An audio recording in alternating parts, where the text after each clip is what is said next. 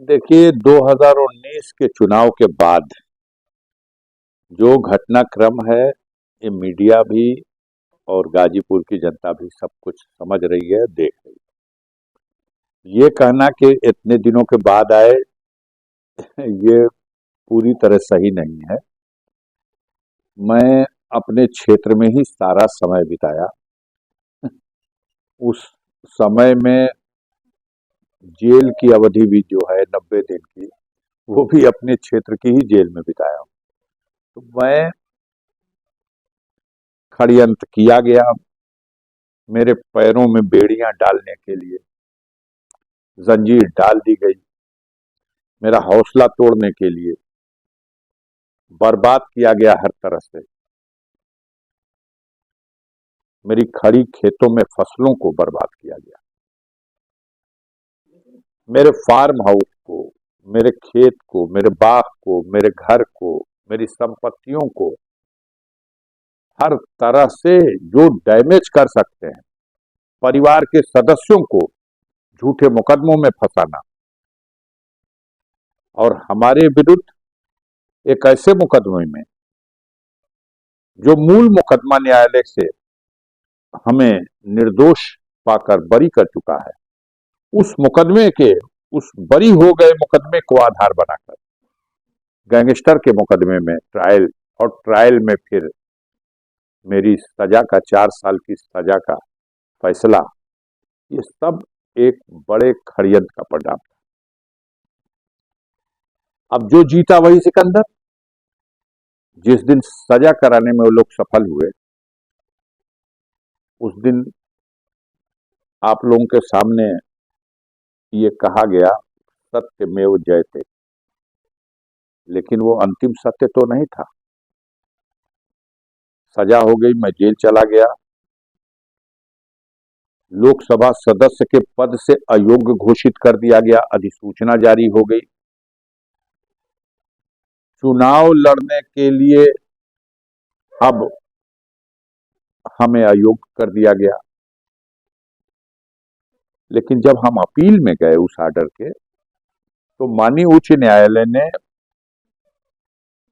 जब पत्रावली मंगाई, सारे तथ्यों का अध्ययन किया, दोनों पक्षों के वाद विवाद सुना, तो निष्कर्ष निकाला उन्होंने। मुझे जमानत प्रदान की गई, मेरी अपील मंजूर की गई सुनवाई के लिए, और सजा पर, सजा को सस्पेंड करने के सवाल पर माननीय उच्च न्यायालय इलाहाबाद सहमत नहीं हुआ। तब हम माननीय उच्च न्यायालय इलाहाबाद के उस निर्णय को चुनौती देने सुप्रीम कोर्ट गए। सुप्रीम कोर्ट ने सारे तथ्यों को, दोनों पक्षों को सुनने के बाद सरकार को सुना, हमारा पक्ष भी सुना और एक निर्णय दिया। 14 दिसंबर को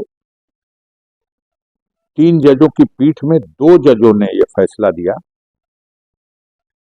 कि अफजाल अंसारी की 4 साल का सजा का जो आदेश है, उस आदेश को निम्नलिखित शर्तों के साथ निलंबित किया जाता है। सजा का आदेश निलंबित किया, कुछ शर्तें लगा दी। उन शर्तों में लगाया गया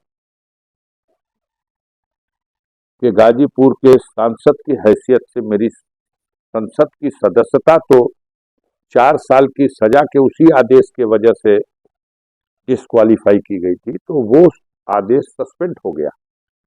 लेकिन आप सदन में डिबेट में भाग लेकर मतदान नहीं कर सकेंगे। और ये भी कह दिया गया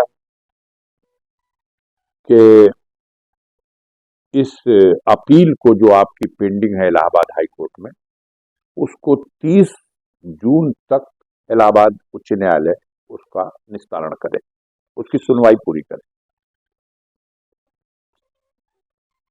अयोग्य नहीं रहेंगे अब आप। सुप्रीम कोर्ट के आदेश में स्पष्ट लिखा हुआ है कि अब आप चुनाव लड़ने के लिए अयोग्य नहीं होंगे, आप चुनाव लड़ सकेंगे। अब उस आदेश की कॉपी हम लोगों ने